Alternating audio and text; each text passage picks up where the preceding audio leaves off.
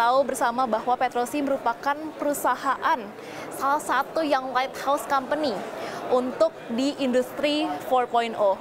Pertanyaan saya adalah bagaimana Bapak melihat tren dan inovasi atau evaluasi ancaman digital di sektor energi dan pertambangan saat ini, Pak? Oke. Ya, kita tahu ya, selama 2-3 tahun terakhir perkembangan AI sangat masif. Ya, jadi beberapa effort, beberapa hal yang dilakukan itu tidak perlu dilakukan dari nol. Itu dengan bantuan AI segala bisa dilakukan jauh lebih cepat. Bahkan sebelumnya ada ransomware as a services, ke depan dan sedang terjadi adalah berbagai cyber threat dan cyber attack yang dilakukan dengan bantuan AI. Di mana dampaknya adalah serangannya makin masif, pola serangannya juga beragam, dan itu bisa dilakukan dalam kurun waktu yang cepat.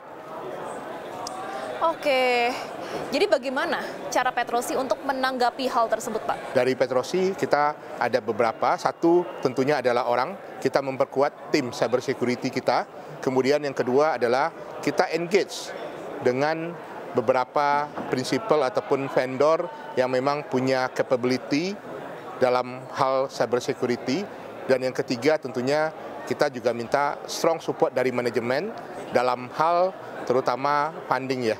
Bagaimanapun tetap ada cost yang harus dikeluarkan, ada sesuatu risk yang harus kita manage dengan baik, dalam hal ini tentunya terkait dengan cyber security. Oke, untuk teknologi inovatifnya, apakah sudah ada tindakan yang Petrosi lakukan? Oke, ada beberapa ya. Jadi kalau kita lihat di industri mining, 3 hal mendasar yang sangat penting. Satu adalah safety, ya, karena di dunia mining itu kita mengenal ada istilah LTI, lost time injury, akumulasi jam kerja tanpa kecelakaan, di mana ini sangat penting untuk rating dan image company.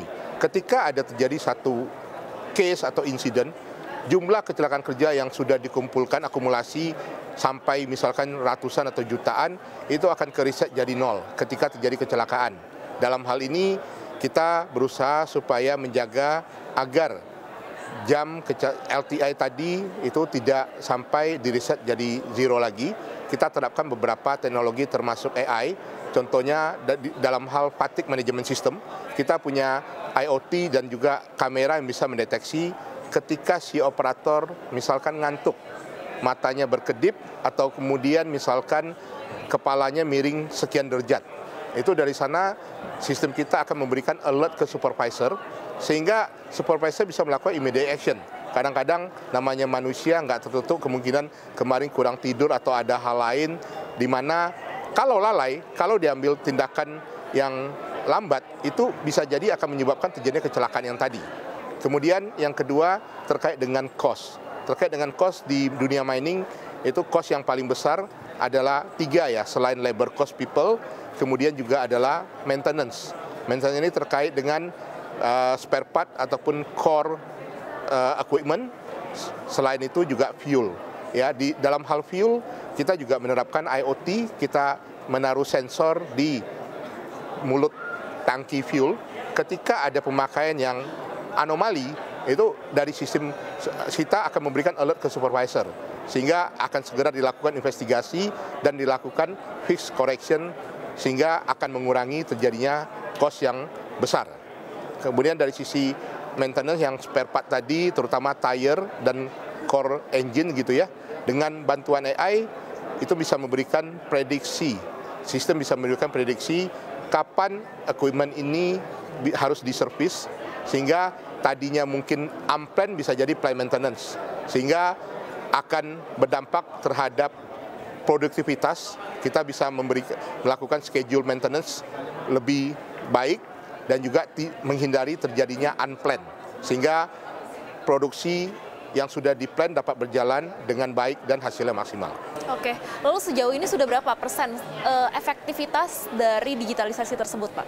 Secara overall kita sudah mengukur berdasarkan hasil di tahun lalu 2024 ya, itu sudah saving dan kita bisa reduce cost mencapai 15%. Lumayan sekali ya, Pak? Sangat-sangat besar nilainya di dunia mining, dan itu juga memberikan kontribusi dan merupakan satu achievement yang kita bisa banggakan ke stakeholder. Berarti sudah return of investment ya untuk anggaran belanja perangkat teknologinya? Sebagian sudah, yang sebagian lagi tentunya ada sebagian yang memang membutuhkan mungkin waktu yang tidak hanya setahun, mungkin jangka panjangnya 3-5 tahun. Lalu sebenarnya tantangan terbesarnya tuh apa sih untuk mengintegrasikan solusi teknologi baru di sektor-sektor seperti Petrosi ini yang berbasis pertambangan? Ada 3 tantangan gitu ya. Pertama adalah dari people-nya sendiri. Kita harus make sure kita punya orang-orang yang memang skillable dan knowledgeable untuk mengoperasikan teknologi-teknologi yang canggih ataupun baru tadi, ya, karena percuma kalau kita punya sesuatu yang bagus dioperate dengan tidak maksimal. Yang kedua adalah terkait dengan cyber security. Ya, ini sangat penting gitu ya, karena beberapa teknologi terutama AI ini kan mengelola beberapa informasi data dan informasi yang konfidensial.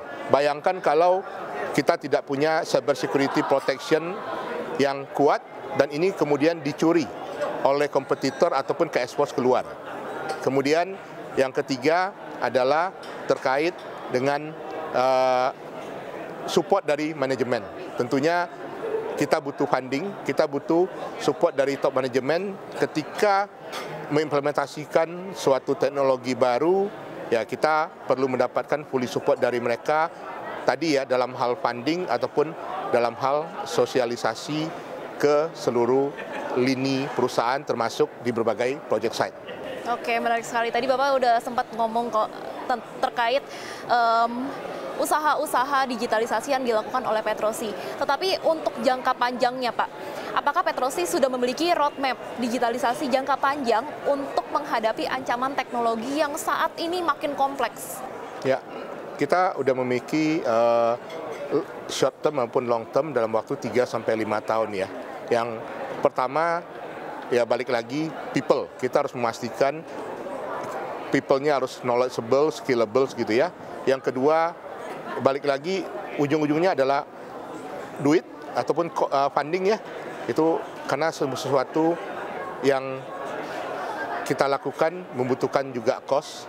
Kemudian yang ketiga adalah engagement dengan berbagai vendor ataupun prinsipal yang memang punya teknologi-teknologi yang proven, scalable, fleksibel, punya kredibilitas, dan juga jangka panjang mereka juga punya roadmap yang jelas. Sehingga kita bersinergi dengan mereka bisa mengimplementasikannya di perusahaan baik di head office maupun di berbagai project site yang ada.